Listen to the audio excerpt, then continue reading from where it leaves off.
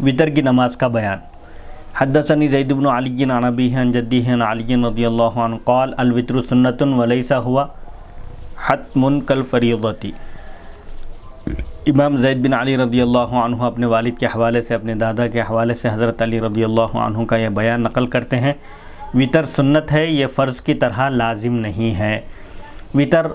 واجب ہے احناف کے پاس، 3 رکعت جو عشاء کی نماز کی فرض کے بعد 2 رکعت سنت کے بعد ادا کی جاتی ہے، 3 رکعت یہ واجب ہے، حتمی نہیں ہے، یعنی فرض کی طرح نہیں ہے اس کا درجہ، کیونکہ فرض جو دلیل قطعی سے ثابت ہو، اور یہ واجب ہے جو دلیل ظنی سے ثابت ہو، احادیث شریفہ سے ثابت ہے کہ وطر کی نماز واجب ہے۔ حدیث نمبر 146 حدثني زید بن علی عن آبائہ رضی اللہ عنہم عن علی رضی اللہ عنہ انہ قال کان رسول اللہ صلی اللہ علیہ وسلم یؤتر بثلاث رکعات لا یسلم الا فی آخرہن یقرأ فی الاولی سبح اسم ربک الاعلی وفی الثانیۃ قل یا ایھا الکافرون وفی الثالثۃ قل هو اللہ احد والمعوذتین۔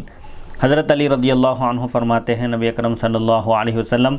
3 رکعت وطر کی نماز ادا کرتے تھے اور پھر اس کے آخر میں سلام پھیرا کرتے تھے، یعنی بغیر فصل کے 3 رکعت ایک سلام سے یہ ادا کرنا ہے۔ پہلی رکعت میں آپ صلی اللہ علیہ وسلم سورہ اعلیٰ یعنی سبح اسم ربک الاعلیٰ پڑھتے اور دوسری رکعت میں قل یا ایھا الکافرون، اور تیسری رکعت میں سورہ اخلاص یعنی قل هو اللہ احد اور معوذتین یعنی سورہ فلق اور سورہ ناس پڑھا کرتے تھے۔ یہ آپ کا عام طور پر معمول تھا، عشاء کی وطر میں ان صورتوں کو پڑھنا مسنون ہے۔ حدیث نمبر 147 وقال انما نؤتر بسورۃ الاخلاص اذا خفنا الصبح فنبادرہ۔ امام زید رضی اللہ عنہ فرماتے ہیں اگر ہمیں صبح صادق قریب ہونے کا اندیشہ ہو تو ہم وطر کی نماز میں صرف سورہ اخلاص پڑھ لیتے ہیں اور جلدی نماز ادا کرتے ہیں۔ بزرگان دین کا معمول تھا، وہ عشاء کی نماز کے بعد سنت اور نفل پڑھ کر وطر کی نماز کو تہجد کے ساتھ ادا کرتے تھے۔ تہجد کی نماز 8 رکعت ادا کرنے کے بعد 3 رکعت وطر پڑھا کرتے تھے۔ حضرت امام زید فرماتے ہیں اگر فجر کی نماز کا وقت قریب ہوتا، نماز کا وقت شروع ہونے کا اندیشہ ہوتا تو ہم وطر کو مختصر کرتے، یعنی تیسری رکعت میں سورہ اخلاص کے بعد سورہ فلق اور سورہ ناس نہیں پڑھتے تھے، بلکہ سورہ اخلاص پڑھ کر ہم نماز کو مکمل کیا کرتے تھے۔ حدیث نمبر 148 حدثني زید بن علی عن ابیہ عن جدیہ عن علی رضی اللہ عنہ قال من کل اللیل قد اوتر رسول اللہ صلی اللہ علیہ وسلم ثم انتہى وطرہ الی السحر۔ حضرت علی رضی اللہ عنہ فرماتے ہیں نبی اکرم صلی اللہ علیہ وسلم رات کے ہر حصے میں وطر ادا کیے ہیں۔ آپ صلی اللہ علیہ وسلم نے سحری کے وقت تک وطر ادا کی ہے، یعنی عشاء کی نماز کا وقت جو عشاء کی نماز کا وقت شروع ہونے کے بعد سے تقریباً فجر کی نماز کا وقت شروع ہونے سے پہلے تک رہتا ہے۔ اس لحاظ سے حضور اکرم صلی اللہ علیہ وسلم نے اس میں گنجائش رکھی ہے، عشاء کی نماز ادا کرنے کے بعد وطر کی نماز فجر کی نماز کا وقت شروع ہونے سے پہلے تک ادا کی جا سکتی ہے۔ البتہ اگر کسی کو اٹھنے کا یقین نہ ہو، نیند لگ جائے اور بیدار ہونے کا اندازہ نہ ہو، تو پھر ایسی صورت میں ان کو احتیاطاً وطر پڑھ کر سونا چاہیے۔ البتہ جن کا معمول ہو تہجد کی نماز کے لیے اٹھنے کا، ان کے لیے بہتر یہ ہے کہ وہ تہجد کی نماز کے بعد وطر ادا کریں۔ حدیث نمبر 149 حدثني زید بن علی عن ابیہ عن جدیہ عن علی رضی اللہ عنہ قال اتى رجل فقال ان ابا موسى الاشعری يزعم انه لا وطر بعد الفجر فقال رضی اللہ عنہ لقد غرق في النزع وافرط في الفتوى الوطر ما بين الاذانین۔ امام زید رضی اللہ عنہ فرماتے ہیں ایک شخص حضرت علی رضی اللہ عنہ کے پاس آیا اور کہا ابو موسیٰ اشعری رضی اللہ عنہ یہ بیان کرتے ہیں صبح صادق کے بعد وطر ادا نہیں کی جا سکتی، تو حضرت علی رضی اللہ عنہ نے فرمایا انہوں نے اس بارے میں مبالغے سے کام لیا ہے اور فتویٰ دیتے ہوئے شدت پسندی کا اظہار کیا ہے۔ وہ یعنی وطر 2 اذانوں کے درمیان وطر ادا کی جا سکتی ہے۔ مطلب یہ ہے کہ وطر کی نماز فجر کی نماز کا وقت شروع ہونے سے پہلے تک ادا کی جا سکتی ہے، 2 اذانوں کے درمیان، یعنی فجر کی اذان ہونے سے پہلے، فجر کی نماز کا وقت شروع ہونے سے پہلے تک وطر کی نماز ادا کی جا سکتی ہے، وطر کی نماز کا وقت باقی رہتا ہے۔ حدیث نمبر 150 قال فسألت زید بن علی رضی اللہ عنہ عما بین الاذانین فقال ما بین صلاة العشاء الى صلاة الفجر الى الاقامة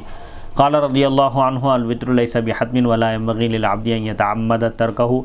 ومن رأى أنه يفرغ من وتره ومن ركعتي الفجر ومن الفجر قبل طلوع الشمس فليفعل وليبدأ بالوتر. سألت زيد بن علي رضي الله عنه عن الرجل ينام عن وتره أو ينساه. قال زيد رضي الله عنه يؤتر من النهار. وقال زيد بن علي رضي الله عنه ربما أوترت ضحى. ابو خالد واسطی جو امام زید بن علی کے شاگرد ہیں بیان کرتے ہیں، میں نے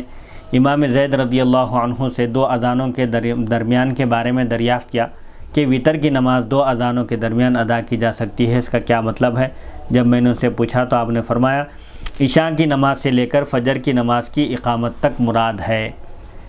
لیکن احناف کے پاس، دیگر ائمہ کے پاس نماز کو اس کے وقت پر ادا کرنا ہے،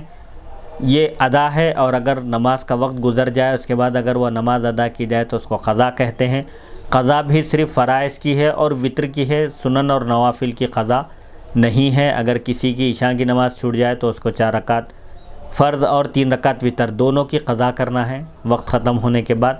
آپ فرماتے ہیں 2 اذانوں کے درمیان سے مراد عشاء کی نماز سے لے کر فجر کی نماز کے درمیان تک کا وقت ہے. فجر کی نماز کا وقت شروع ہونے سے پہلے تک وتر کی نماز ادا کی جا سکتی ہے. البتہ احناف کے پاس فجر کی سنت اور فرض کے درمیان کوئی نماز ادا کرنے کی اجازت نہیں ہے، چاہے وہ قضا ہو یا نوافل. اسی طرح فجر کی نماز کے بعد بھی کوئی قضا پڑھنے کی اجازت، نوافل کی اجازت نہیں ہے تا وقت کہ سورج طلوع ہو جائے، یعنی سورج طلوع ہونے تک کوئی نماز ادا نہیں کی جا سکتی. امام زید رضی اللہ عنہ فرماتے ہیں وتر فرض نہیں ہے، یعنی فرض کی طرح حتمی اور قطعی نہیں ہے، تاہم کسی بھی شخص کے لیے یہ مناسب نہیں ہے. فرض نہیں ہے اس کا مطلب یہ نہیں ہے کہ اس کے بارے میں غفلت کا برتاؤ کیا جائے یا اس کی طرف سے غفلت برتی جائے، بلکہ کسی بھی شخص کے لیے یہ مناسب نہیں ہے کہ وہ جان بوجھ کر عمدن وتر ترک کر دے، یہ مناسب نہیں ہے. اور جو شخص یہ اندازہ لگائے کہ وہ سورج نکلنے سے پہلے اپنی وتر اور فجر کی 2 سنتیں اور فجر کے 2 فرض ادا کر سکتا ہے تو اس کو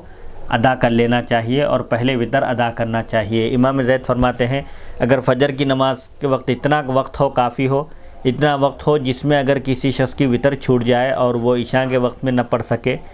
تو وتر کی نماز پھر 2 رکعت سنت اور 2 رکعت فرض اگر پڑھ سکتا ہو سورج نکلنے سے پہلے، تو آپ کے پاس مسئلہ یہ ہے کہ پہلے وہ شخص وتر پڑھ لے 3 رکعت، پھر 2 رکعت سنت پڑھے، فجر کی ادا کرے، پھر 2 رکعت فرض پڑھ لے. اور اگر اتنا وقت نہ ہو، صرف فجر کی نماز ادا کرنے کا وقت ہو تو صرف فجر کی نماز ادا کر لے. البتہ وتر کو بعد میں دن میں مکروہ اوقات کو چھوڑ کر وتر کی قضا کبھی بھی وہ کر سکتا ہے. ابو خالد واسطی بیان کرتے ہیں میں نے امام زید سے ایسے شخص کے بارے میں پوچھا، دریافت کیا جو وتر پڑھے بغیر سو جائے یا وتر پڑھنا بھول جائے. تو امام زید نے فرمایا اگر کوئی شخص وتر پڑھنا بھول جائے یا وتر پڑھے بغیر سو جائے تو اب اس کو کیا کرنا چاہیے؟ تو آپ فرماتے ہیں اگر رات میں اٹھ جائے تو بہتر ہے، اگر رات میں نہ اٹھے فجر کے وقت اٹھ جائے تو وہ وتر کی دن میں قضا کرے گا، یعنی وتر کی نماز واجب ہے اور اس کی قضا بھی واجب ہے. سنن اور نوافل کی قضا نہیں ہے، البتہ فرائض کے ساتھ وتر کی قضا باقی ہے، یعنی وتر کی قضا کرنا لازم ہے. امام زید رضی اللہ عنہ فرماتے ہیں بعض اوقات میں چاشت کے وقت وتر ادا کرتا ہوں، یعنی جب کبھی غفلت ہو جاتی ہے وتر کی نماز ادا کرنے سے بشری تقاضے کے لحاظ سے تو میں اس کو چاشت کے وقت میں وتر کی قضا کر لیتا ہوں، وتر کی قضا پڑھ لیتا ہوں. باب دعاء الوتر.